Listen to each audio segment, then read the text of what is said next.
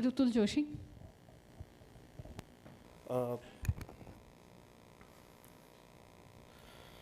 I'm going to sort of detail out few ideas that some people have already talked about since the morning session. So I think Mr. Jagan Shah, Mr. Pawan Bakeri, I think Venu from Saath, everybody talked about that, how mobility and housing are, these are two things which are pretty much linked. And I think we need to understand this affordability and accessibility linkage. What happens is the current way in which we are building our public housing is very similar to the kind of social housing projects you see in many European cities. But what is missing is many of those European social housing projects starts by actually making a compound wall and then making a bus stop. You make a bus stop, people start coming to the site, people start getting familiarized with even if it is out of the city peripheral location, they suddenly become accessible, and that's how they start becoming desirable. When they are not accessible, the problem is that those locations don't remain undesirable, and then people who are staying there, they think that the rest of the city has thrown us out of the city rather than integrating us with the city. So this is part of my my actually PhD work, where I was looking at what is the relationship between mobility. Mobility means moving around by any vehicle, and accessibility. So the reason why we have slumming happening in our cities is because people trade off their advantage of location with the quality of housing. So people decide that I want to live in closer to the city where everybody from my family will get job. Some of them will get part-time job, and that's why I'm ready to live in a dilapidated, inhabitable housing, but I want to make use of my locational advantage. That's why slumming happens. So if we really want to solve this problem, we have to start from there, understand this trade-off. When we have peripheral slums, what happens is somebody who wants to be working in Odav GIDC is staying there, or in case of Surat, there are number of GIDCs nearby. People are staying there because that location is advantageous to them, and then they build their life around it. When we do any sort of forced relocation of people, like we have done under BSUP, under the Riverfront project or other project, what we are doing is we are actually pushing them away from the city, and when they don't have accessibility in terms of transport, then it can create a two kind of problem. One, either they will, if they are well off, they will buy two-wheeler and lead to maybe congestion in the city. We are forcing them to, now into that kind of lifestyle. If they are not well off, what happens is then they start getting cut off. So maybe the girl child would drop out of the education, the woman of the house will not get the work because they don't know that area, and the man of the house might end up traveling long distance and increasing poverty. And what happens is, in many cases, families, and it is well documented in case of Ahmedabad, that families have gone about 10 years back in their sort of prosperity. So we have to understand the access and the affordability link if we really want to do something about getting people out of poverty trap or low income trap. Okay, so that's my point number one. Number two is there is a close link with the income, the kind of house you consume, and kind of mobility pattern you have. So it should not be surprised that people who live in housing which is as much as a low income group house by the government standard, they are not actually living in LIG, but they are just living in the equal square meters. They would always be more dependent on walking, cycling, and public transport. Mostly the public bus, the municipal bus. Okay, this is not at all surprising. We see it in all the city, and that's why it's important that these two things has to be seen together. I'm not getting into the detail of this, but the point is this: the affordable of housing invariably means the housing cost, which all of us are worrying about. PMAY is concerned about it. What we are not concerned about is the accessibility cost. Whether it is getting into the sort of buying a motorized two-wheeler, or whether it is paying for AMTS or BRTS in case of both Ahmedabad and Surat. But we have a unique problem, and it's how the economics of the city works.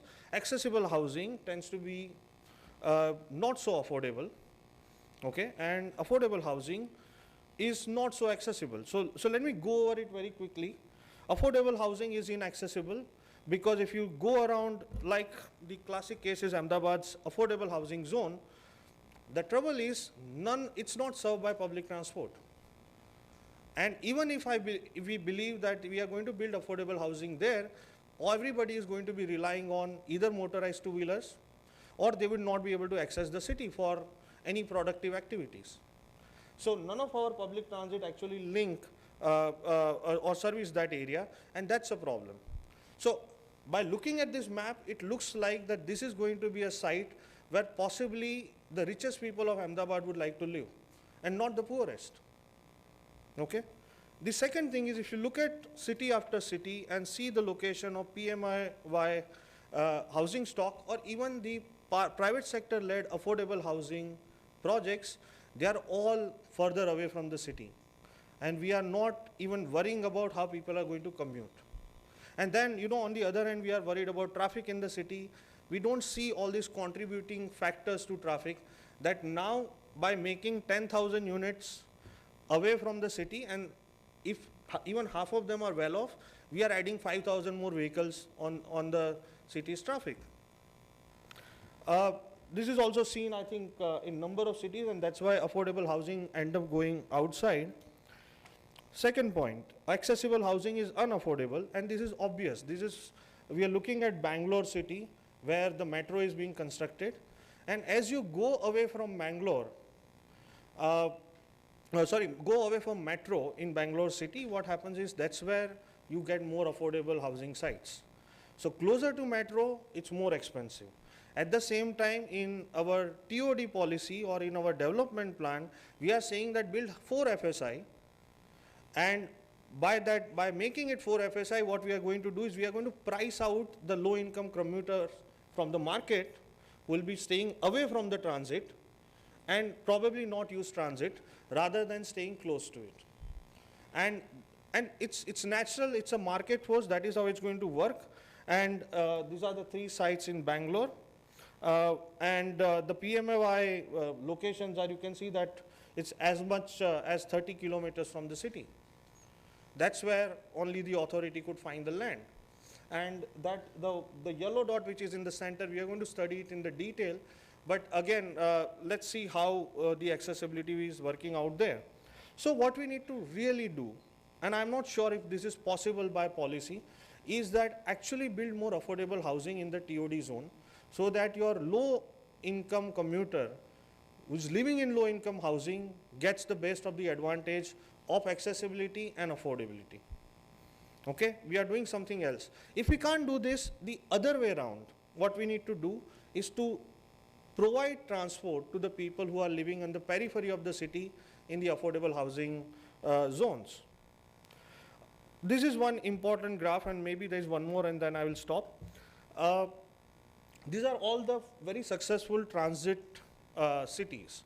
So Paris, Tokyo, Singapore, New York. What they do is very simple thing. They say that the cost of your maximum fare, round trip of fare in any city, has to be 10% of the minimum wage in that particular society. Okay, that's how New York decide that this is the cost of our fare tickets on the transit side. And that is something that we have to really, really work on. Right now, Delhi, it's 21%, it has actually gone up. This is before the last fare hike. And we know that Delhi has lost about 3 to 4 lakh commuter just because of the fare hike. So this is where actually the policy focus should be. And if you look at Ahmedabad very quickly, we are actually, I'm not getting into detail of the municipal budget analysis, but what I want to show is the commute that really the poor people in Ahmedabad use. The municipal bus, which runs about 700, 800 buses today and has a ridership of about 5 to 6 lakh people, has been in huge debt. And the debt is as much as 355 crore per year. And it has accumulated debt from the state government, not from any other financial corporation, so it could be also be taken as a grant, but it has accumulated the debt of about 2,000 crore. So અમદાવાદના નાગરિક તરીકે we should be concerned કે our sort of favorite transport service, which is one of the oldest, established in 1947, is slowly dying. And this is the one you need with all the traffic problem, with the enforcement drive going on in the city. This is the service that you want to keep it alive. Okay, so in terms of operational efficiency, there is a problem. There is also a problem of fleet. Bangalore has about 5,000 buses. Okay, and Bangalore is just like 20 lakhs more than Ahmedabad, even if you include the periphery. And I think that's where really the issue is. The ridership has to go up. Even in BRTS, we have expanded the network, made it double, but the ridership in BRTS is not increasing because partly we are not really servicing the areas where we should be servicing, and secondly, we don't know how to deal with gentrification of the kind of redevelopment properties near the BRT zone, which we have given with the high 4 FSI. So I would stop here and say that, well, what we need to do on the housing side is to incentivize for affordable housing closer to public transit, okay? And secondly, new bus routes which links to the affordable housing areas on the housing side.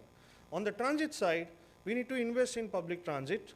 The investment not really seems to be coming. Ideally, there should be a program called Mobility for All, just like Housing for All. Secondly, run public transit like a business and maintain the patronage of low-income commuters, because we are forcing them today to buy motorized two-wheelers and get into the life cycle of or lifestyle of long commutes. So I will stop here and more we'll discuss over the question and answer. Thank you.